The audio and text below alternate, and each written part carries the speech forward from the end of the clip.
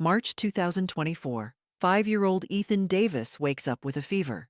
His mother, Lisa Davis, checks his temperature. 103 degrees Fahrenheit. That's high. Brian, we need to take him to the hospital, Lisa says to her husband. Brian Davis nods. Let's go. They drive to Cedar Valley Medical Center. It's a 20-minute drive. Ethan is quiet in the back seat. He's tired. He doesn't feel well. At the emergency room, a nurse takes Ethan's vitals. Temperature, 104 degrees. Heart rate elevated. The nurse brings them to an exam room. Dr. Patricia Ross enters. She's in her 40s, experienced. She examines Ethan, checks his throat, his ears, his lung. Looks like a severe respiratory infection, Dr. Ross says. We'll start antibiotics, but I want to run some blood tests first. Make sure it's not something more serious. Of course, Lisa says. Whatever you need to do. Nurse Amanda Wells comes in. She's gentle with Ethan. This will be a little pinch, okay, buddy? She draws blood from his arm. Ethan doesn't cry. He's a brave kid. The Davis family waits. 45 minutes later, Dr. Ross returns. She has a tablet in her hand. She looks confused. The good news is, it's just a bacterial infection. The antibiotics will work, but I do have a question. Okay, Brian says. Dr. Ross sits down. Ethan's blood type is B negative. Do you know your blood types? Lisa thinks. I'm a positive. I remember from when I donated blood once. Brian nods. I'm O positive. I know that from my medical records. Dr. Ross pauses. She chooses her words carefully. A positive and O positive parents cannot have a B negative child. It's genetically. Lisa's face goes pale. What? Are you sure? We can run the test again if you'd like. But our lab is very accurate. Brian and Lisa look at each other. There's a long silence. Dr. Ross speaks gently. Is Ethan adopted? Lisa's voice is quiet. Yes, he's adopted. Dr. Ross nods. That makes sense then. I'm sorry, I should have asked that first. For our records, we'll need a copy of the adoption paperwork. It helps us understand Ethan's medical history. Of course, Lisa says quickly. We have it at home. I'll bring it next time. That would be great. You can drop it off or email it to our records department. They finish the appointment. Dr. Ross prescribes antibiotics. The Davis family goes home. But Lisa is shaking as they walk to the car. 1 week later, the hospital's records department sends an email to Lisa. We still need Ethan's adoption paperwork for his file. Please send at your earliest convenience. Lisa doesn't respond. 3 days later, another email. Per hospital policy, we need documentation for all adopted patients. Please provide Ethan Davis's adoption decree. Lisa writes back, I'm looking for the paperwork. We'll send soon. 2 weeks pass. Nothing arrives. The hospital's patient advocate, Karen Mitchell, gets involved. It's her job to handle cases where documentation is missing. She calls Lisa. Mrs. Davis, I'm calling about Ethan's adoption records. We've been requesting them for 3 weeks now. I know, I'm sorry, Lisa says. I just can't find the paperwork. We moved last year and some boxes got lost. I understand. Can you contact the adoption agency? They can send us a copy. Lisa hesitates. It was a private adoption, not through an agency. Okay. Then you'd have the court decree. That's filed with the county. You can request a copy from the courthouse. Right. Yes. I'll do that. Great. We really do need it. It's not optional. Lisa hangs up. She's sweating. Brian walks into the room. They're not going to stop asking, Lisa says. Brian sits down heavily. I know. Karen Mitchell makes a note in her file. Private adoption. No agency. Parents can't locate paperwork. This happens sometimes. But something feels off about Lisa's responses. Karen decides to do a basic check. She searches the county adoption database. She enters Ethan Davis's name and birth year. No results. She tries Brian and Lisa Davis as adoptive parents. No results. She calls the county clerk's office. I'm looking for an adoption decree for a child named Ethan Davis, adopted around 2019. The clerk searches. I'm not finding anything under that name. Do you have the birth parents' names? No, I don't. Without more information, I can't help you. Karen hangs up. This is strange. Private adoptions still go through the courts. There should be a record. She calls Lisa again. Mrs. Davis, I checked with the county, and I'm not finding Ethan's adoption on record. Can you tell me which county the adoption was finalized in? Long pause. I think it was Jefferson County. Or maybe, I'm not sure. It was my husband who handled all the paperwork. Can I speak with him? He's at work. I'll have him call you. Brian never calls. At this point, Karen is concerned. Missing paperwork is one thing, but no record at all? That's a red flag. She follows hospital protocol. She files a report with Child Protective Services. CPS investigator James Powell, the report. It says, parents claim child is adopted. No adoption records found. Parents unable or unwilling to provide documentation. This warrants a home visit. James drives to the Davis residence on April 15, 2024. Lisa opens the door. She looks nervous. Mrs. Davis, I'm James Powell from Child Protective Services. I'm here about Ethan's adoption records. Why is CPS involved? This is just about paperwork. When adoption records can't be verified, we have to investigate. It's standard procedure. May I come in? Lisa lets him in. The house is nice. Clean. There are photos of Ethan everywhere. School artwork on the fridge. Toys in the living room. It looks like a normal, loving home. Brian comes home from work. He's upset. What's going on? Why are you here? James explained. I need to verify Ethan's adoption. Can you show me the adoption decree? Any paperwork at all? Brian and Lisa look at each other. Finally, Lisa starts crying. There is no paperwork, she says. What do you mean? We didn't adopt Ethan legally. We got him a different way. James sits down. I need you to explain exactly what happened. Brian takes a breath. In 2019, Lisa and I wanted a child. We'd been trying for years. We looked into adoption, but the wait list was 2 to 3 years. We couldn't wait that long. Lisa continues, I found an online forum for private adoptions. I saw a post from a woman named Monica Turner. She was pregnant. She said she couldn't keep the baby. She was looking for a family. We started talking to her, Brian says. She seemed nice, desperate, but nice. She said she wanted $50,000 to cover her expenses, to help her get back on her feet. James writes this down. You paid her $50,000. Yes? And no lawyers were involved? No court process? No. Monica said she wanted to avoid all that. She didn't want the state involved. She just wanted the baby to go to a good home, and she needed money. We met her at a park, Lisa says. 3 days after Ethan was born, she handed him to us. We gave her cash. That was it. Did you get any documents? Birth certificate? Anything? She gave us a handwritten note saying she was giving us custody, but no official papers. James is quiet for a moment. You understand this is illegal, correct? What you're describing is baby buying. That's a form of human trafficking. Lisa starts sobbing. We didn't think of it that way. We just wanted a baby. Monica wanted money. It seemed like everyone got what they wanted. Where is Monica Turner now? We don't know. We haven't had contact with her in 5 years. James closes his notebook. I need to take Ethan into protective custody, and I need to contact the police. No, Lisa screams. Please, Ethan is our son. We love him. I understand, but what you did is a crime. We need to investigate. Ethan will be placed with a foster family temporarily while we sort this out. Brian and Lisa are devastated, but they can't argue. They know they've broken the law. Detective Sarah Chen is assigned to the case. Her job is to find Monica Turner and determine if this was truly a consensual arrangement or something more sinister. She starts with the online forum Brian and Lisa mentioned. It's been shut down by the FBI in 2021 for facilitating illegal adoptions. But Detective Chen gets access to archived data. She finds the original post. It's from a user named mturner2019. The post says, I'm 7 months pregnant. Can't keep the baby. Looking for a good family. Willing to negotiate. Detective Chen finds Monica's email address in the archived messages. She traces it. Monica Turner, last known address in Houston, Texas. Detective Chen contacts Houston PD. They locate Monica. She's 31 years old now. She's working as a waitress. She has no criminal record. Houston police bring her in for questioning. When Detective Chen calls her, Monica doesn't deny anything. Yes, I gave my baby to Brian and Lisa Davis. Yes, they paid me $50,000. I needed the money.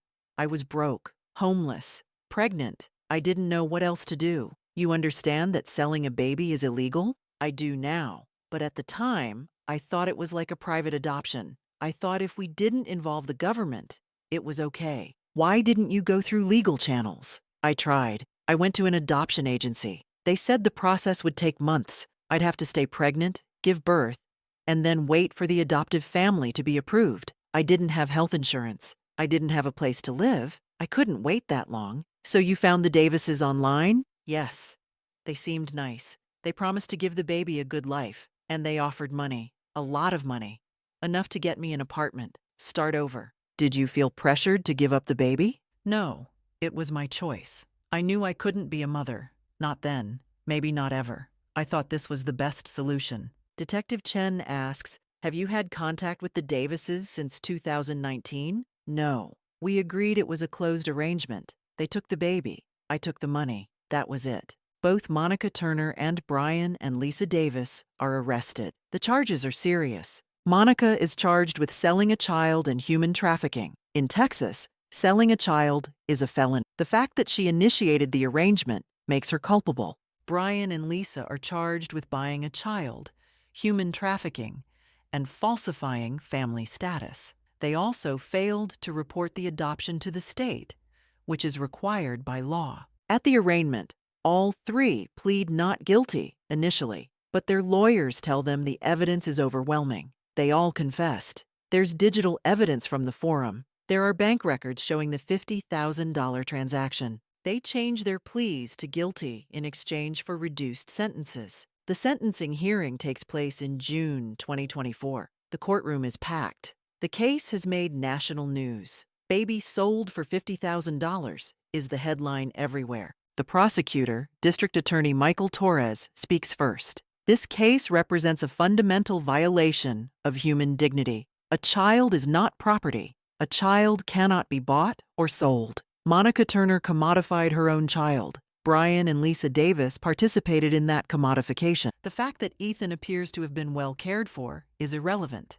The law exists to prevent children from being treated as merchandise. These defendants broke that law. Monica's lawyer, public defender Angela Martinez, tries to provide context. My client was desperate. She was 26 years old, pregnant, homeless, and terrified. She made a terrible choice, but she believed she was giving her child a better life. She wasn't motivated by greed. She was motivated by survival. Brian and Lisa's lawyer, private attorney Robert Hayes, makes a similar argument. The Davises wanted a child more than anything. They were willing to wait years for a legal adoption. But when they saw an opportunity to help a child in need and start their family, they didn't see themselves as criminals. They saw themselves as parents. Judge Elizabeth Morrison listens to all the arguments. Then she delivers her sentence. Monica Turner, you are sentenced to 8 years in state prison with the possibility of parole after 5 years. Monica starts crying. Her lawyer puts a hand on her shoulder. Brian and Lisa Davis, you are each sentenced to 5 years in state prison with the possibility of parole after 3 years. Lisa collapses. Brian catches her. They're both crying. The judge continues. I want to be clear. I don't believe any of you are evil people. I believe you made a catastrophic error in judgment, but the law must be upheld. Children are not commodities. This court will not tolerate the buying and selling of human beings, regardless of the circumstances. While the adults are sentenced, Ethan's situation is far more complicated. He's been in foster care for 2 months. He doesn't understand what's happening. All he knows is that his mom and dad are gone. The foster family is kind, but Ethan cries every night. He wants to go home. He wants Lisa and Brian. Social services tries to explain. Your parents did something wrong. They have to go away for a while. Did they hurt someone? Ethan asks. It's complicated. Ethan is 5 years old. He can't comprehend complicated. He just knows his family is gone. Social services faces a difficult question. What happens to Ethan now? He can't stay with the Davises.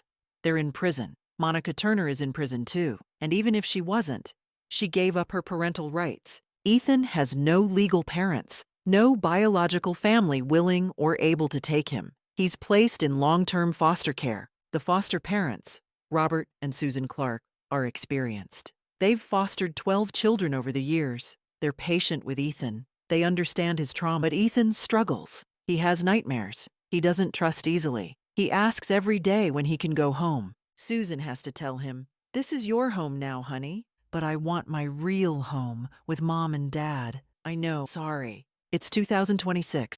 Monica has been in prison for 2 years. She's eligible for parole in 3 more years. She's taking classes, learning to code. She wants to have a skill when she gets out. She thinks about Ethan every day. She wonders if she made the right choice. Giving him to the Davises seemed right at the time. They loved him. They gave him a good life. But now Ethan is in foster care. Traumatized. Confused. Did Monica help him or did she hurt him? She doesn't know. She'll probably never know. Brian and Lisa have been in prison for 2 years as well. They'll be eligible for parole in 1 more year. They've been model prisoners. They attend every therapy session. They participate in parenting classes. Even though they don't have a child anymore, they still love Ethan. They write him letters. The prison allows it. Ethan gets the letter. Susan reads them to him. "We love you so much. We're sorry we can't be there. We made a mistake, but our love for you was never a mistake." Ethan doesn't know how to feel. He's 7 years old now. He's starting to understand a little better. His parents did something wrong. They bought him like a toy, but they also loved him. Can both things be true? Susan tells him yes. People are complicated. They can do bad things and still love you. Ethan is adjusting to his life with the Clarks. They're good to him. They're patient. They're kind. But they're not Lisa and Brian. And they're not Monica. Ethan asks Susan one day, "Do I have a real mom?" Susan chooses her words carefully. "You have 3 moms. Monica gave birth to you. Lisa raised you for 5 years. And I'm taking care of you now. We all love you in different ways. But who's my real mom? All of us. And none of us." It's complicated. There's that word again. Complicated. Ethan is learning that his life is complicated. More complicated than any 7-year-old should have to understand. It's 2029. Monica Turner is released from prison. She served 5 years. She's 36 years old now. She has a job lined up at a tech company. Her coding skills from prison paid off. She wants to see Ethan. She reaches out to social services. They tell her Ethan is still with the Clarks. He's 10 years old now, thriving in school, doing well in therapy. Social services asks Ethan if he wants to meet Monica. Ethan thinks about it. "Is she nice? We can arrange a supervised visit. You can meet her and see." Ethan agrees. The meeting takes place at the social services office. Monica walks in. She's nervous. She hasn't seen Ethan since he was 3 days old. Ethan looks at her. He has her eyes, her nose, but he doesn't know her. "Hi, Ethan. I'm Monica." "Hi." They sit down. The social worker stays in the room. "Ethan, Monica is your biological mother. She's the one who gave birth to you." Ethan nods. He knows this. Susan explained it to him. Monica doesn't know what to say. "I'm sorry for everything that happened. I made a bad choice. I thought I was helping you, but I hurt you instead." Ethan is quiet. Then he says, "Do you want to be my mom now?" Monica's eyes fill with tears. "I don't know if I can be. Legally, I gave up my rights, and I don't know if I'd be a good mom. I'm still figuring out my own life." "Oh, but I'd like to know you. If you want that," Ethan thinks. "Maybe. I don't know yet. That's okay.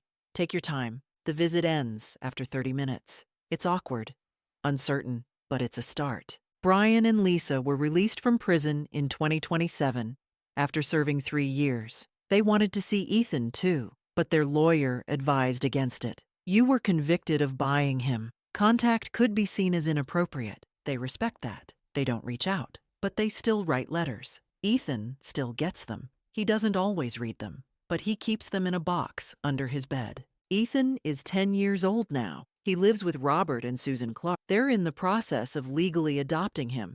It's been 5 years. Ethan calls them mom and dad now. Monica Turner visits twice a year. The visits are still supervised, still awkward, but they're getting easier. Monica brings books. Ethan likes to read. They talk about story. It's a small connection, but it's something. Brian and Lisa Davis live in different states now. They're on parole. They're not allowed to leave their respective states without permission. They're divorced. The stress of prison, the guilt, the loss of Ethan, it destroyed their marriage. Lisa works at a daycare. She loves children, but she'll never have one of her own again. Brian works in construction. He doesn't talk about his past. When people ask if he has kids, he says no. It's easier than explain. The case closed in 2024. Monica, Brian, and Lisa all served their sentences. Justice, in the legal sense, was done. But justice doesn't fix everything. It doesn't give Ethan back his childhood. It doesn't erase the trauma. It doesn't answer the questions that haunt him. Who is his real family? The woman who gave birth to him? The people who raised him for 5 years? The couple who's adopting him now? Ethan doesn't know. Maybe he'll never know. Maybe that's okay. Susan tells him, family isn't just about blood or paperwork. It's about love. And you've been loved by a lot of people. That makes you lucky. Ethan thinks about that. Maybe she's right. Maybe he is lucky in a weird, complicated way. The story started with a blood test, a simple medical procedure that revealed an impossible genetic result. That test set off a chain of events that changed multiple lives. Monica lost 5 years to prison. Brian and Lisa lost their son and their freedom. Ethan lost the only family he'd ever known. All because of one decision in 2019. Monica needed money. Brian and Lisa wanted a child. They found each other online. They made an arrangement. $50,000 for a baby. It seemed simple at the time, but nothing about it was simple, and the consequences lasted years. The law says children cannot be bought or sold. It exists for a reason: to protect children from being commodified, to prevent human trafficking. Monica, Brian, and Lisa all broke that law. They all paid the price. But the person who paid the most was Ethan. He didn't choose any of this. He was just a baby. And his life was decided by adults who thought they were doing the right thing. Were they? Monica thought she was giving Ethan a better life. Brian and Lisa thought they were saving a child. But in the end, Ethan ended up in foster care anyway. Would he have been better off if Monica had gone through legal channels? Maybe. Maybe not. Legal adoption takes time. Monica might not have survived that time.